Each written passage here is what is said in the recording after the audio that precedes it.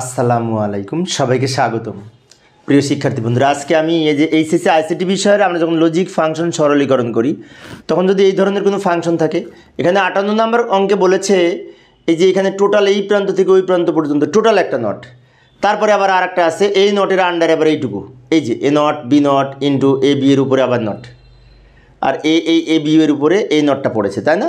তাহলে আমরা এটা সরল করব কিভাবে? তো প্রথমে আমরা ডি মর্গ্যানের উপপাদ্য অনুযায়ী এই যে ইন্টুর উপরে নট আছে এটা ভেঙে, এই উপরের নটটা ভেঙে আগে আলাদা করব।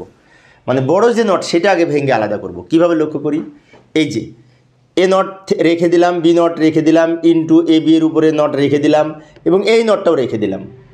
রেখে দেওয়ার পরে এই যে টোটাল নটটা ছিল ওর অর্ধেক এখানে নিলাম, তারপরে ইন্টুর পরিবর্তে প্লাস দিলাম, দেওয়ার পরে এ বি এর উপরে এই বাকি অর্ধেক নট বসলো।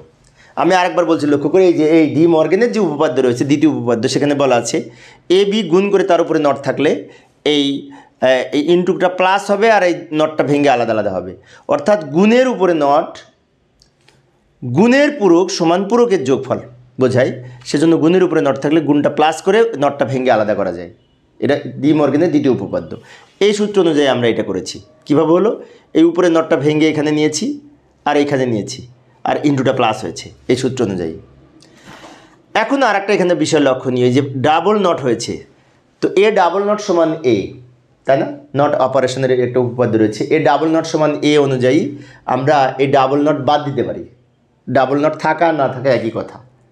সেজন্য এই যে A not B not into A B এর উপরে নট, অর্থাৎ এখানে ইন্টু দিয়ে আমরা কি করলাম, এই উপরে নট দুটো তুলে দিলাম, আউট করে দিলাম, কারণ এটির উপরে ডাবল নট থাকলে এটাই ফিরে পাবো। যেমন এ ডাবল নট সমান এ, সেই কনসেপ্ট অনুযায়ী আমরা এটা লিখেছি, প্লাস এখানে যা আছে রেখেছি।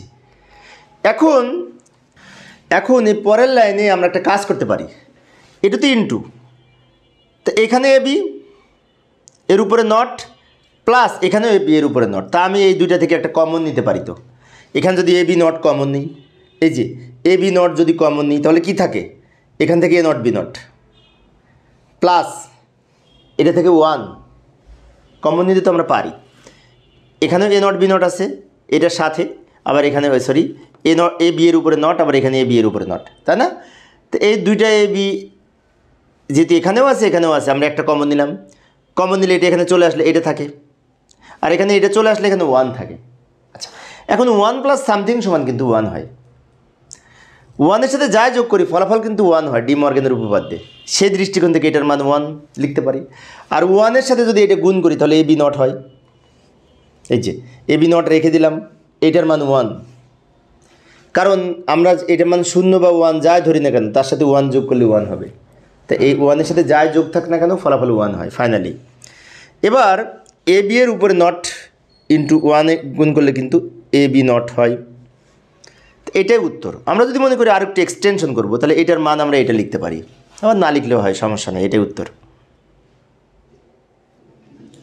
তো প্রিয় শিক্ষার্থী বন্ধুরা, এই ছিল আমার আজকের আলোচনার বিষয়। আমি শিক্ষার্থীদের অনুরোধে অল্প অল্প করে আলোচনা করি যাতে শিক্ষার্থীরা বোরিং ফিল না করে।